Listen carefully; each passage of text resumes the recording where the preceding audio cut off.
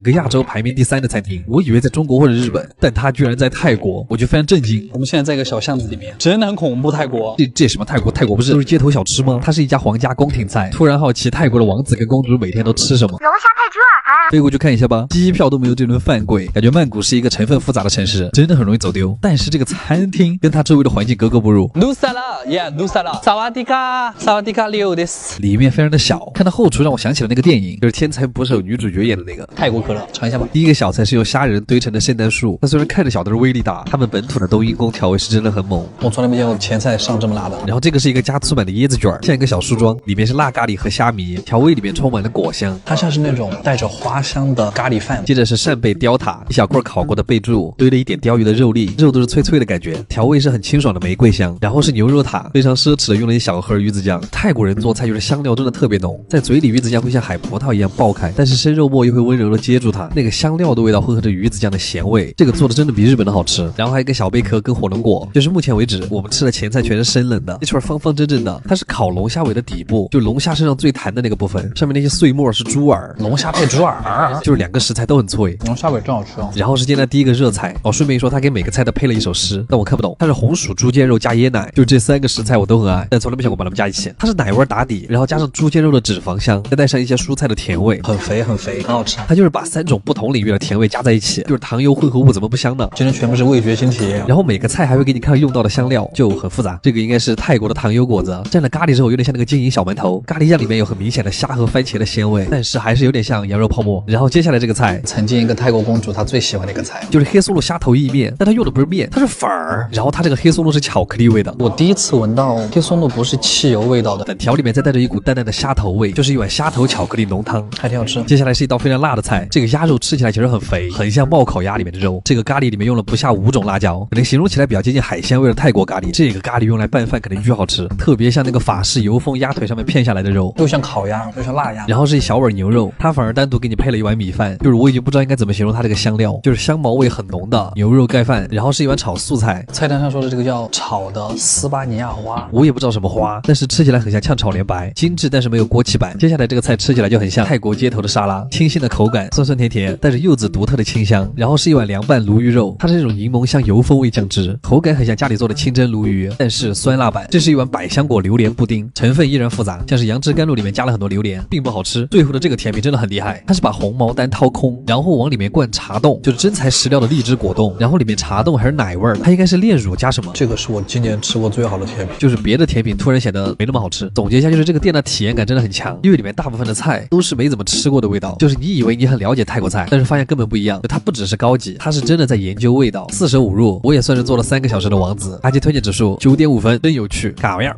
百名店，它是日本根据网友的评分和投票选出来的100家好店，它不一定贵，但一定是有某些优点的。今天我们去的这家店就是靠味道取胜，真不错呀！又到了吃烧鸟的日子。今天我们来的是日本的学艺大学站，这个地方它非常的有精神，感觉这有很多的帅哥和美女，但是和我们又有什么关系呢？我们这种犯猪瘾的人，还是不要说那么多废话比较好。我们直接开始吧。等一下，原来卖票机里面真的有人来日本2年了，第一次看到。到了。すみません。さっき電話したのリュウです。2名で。他家就是那种非常非常传统的居酒屋，3个大酱，10张嗷嗷待哺的嘴，点了我妈咖啡套餐，开始吧。第一个小菜是酱油毛豆，突然很想念成都的冷淡杯。第2个小菜一端上来，我说这是什么玩意儿啊？它这个居然是番茄加生姜，它俩组合起来是不是感觉没什么道理？酸咸的姜片让番茄的清香更浓郁了，很像我妈做的糖拌番茄。今天的第一串是烤鸡翅，烧鸟店一般会为了把鸡翅烤得更均匀，还有方便啃，就会像这样切开烤。又到了我们最开心的吃鸡翅的时间。你光是把它的骨头扯下来，就能看到里面发光的油水。当牙齿刚刚穿过那层酥脆的鸡皮，舌头就已经尝到了焦香，是附着在上面炭火的味道，油水和焦香混合在一起，还有点粘嘴，甚至有点像死去的鸡翅突然开始亲吻你的嘴唇。嘿，下一串是我们的老朋友鸡脖子肉，看这个油亮油亮的侧面，非常的优秀，一口下去那个弹滑的肉筋和里面挤出的肉汁，一瞬间撑满你的整个口腔。此时此刻，别人是人生赢家，我就是烧鸟赢家。接下来鸡楚宫鸡胸肉，它用的是鸡的小胸肉，烤出来之后白嫩中透着一点粉红，但是不要被那个外表所欺骗，肉虽然真的超嫩，好了，但是小心芥末把脑鳞盖冲开。接着是油脂大户鸡屁股，这一串就很考师傅手艺了，应该是先用高温烤的，这个皮又薄又脆。鸡油爆珠，果然这种热量高的串吃起来就很满足。接下来这串鸡腿肉还挺有来头的，这种鸡叫卡西蛙，它的脂肪更多，嚼起来的那股油香更浓烈，肉汁也更多，所以特别适合用炭火烤。这个就是被称为日本最高等的鸡肉。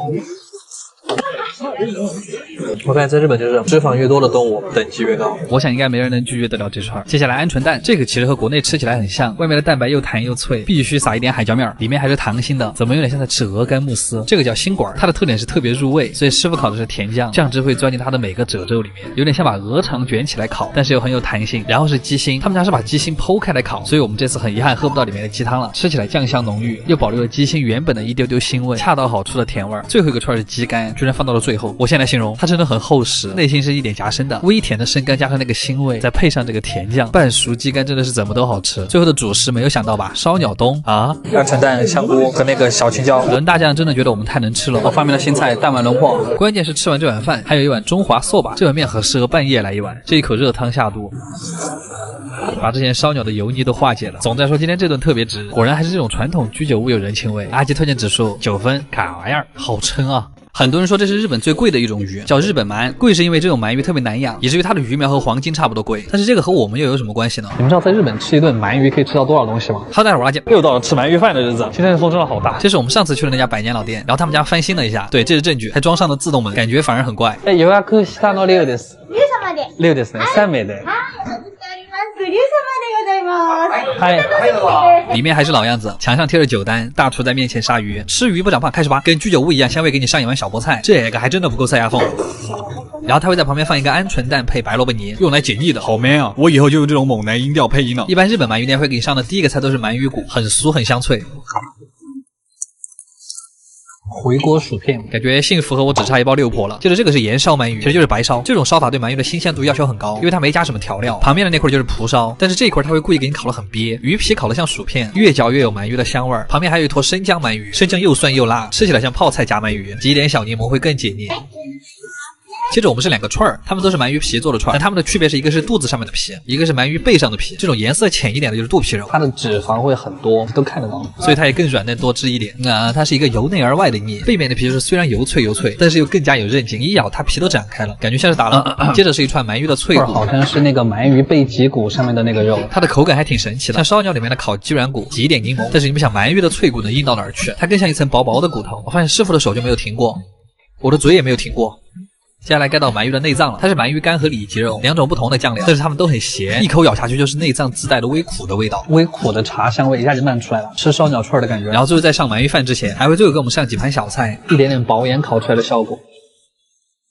然后一碗很袖珍的鳗杂，长得好像异性，经典时尚小鳗杂，这个一定要蘸酱油跟芥末，要不然巨腥。然后盼星星盼月亮，终于等到了我们的主角，感觉开盖的瞬间我都想给他鼓个掌。我发现他家的做法是先烤后蒸，师傅说这样才能锁住鳗鱼最原始的鲜味。米饭的上面还会单独撒上一些酱汁，最后铺上一个迷之装饰。我点的是超小份，因为我真的吃不下了。开盖的第一个瞬间是炭火气味特别香，肉眼可见的鲜嫩程度，浓郁鲜甜的酱汁渗透到了鳗鱼的内部。哇，微甜的蒲烧鳗鱼，这个真的是下饭神器。一口鳗鱼，一口甜甜的米饭，胖就胖吧。这种有韧劲的鳗鱼肉真的是一种很珍贵的味道。我是一个大胖子，阿吉推荐指数9.5分，这么高。我的下巴在哪儿？是这儿吗？是这儿吗？是这儿吗？啊，在这儿了。靠！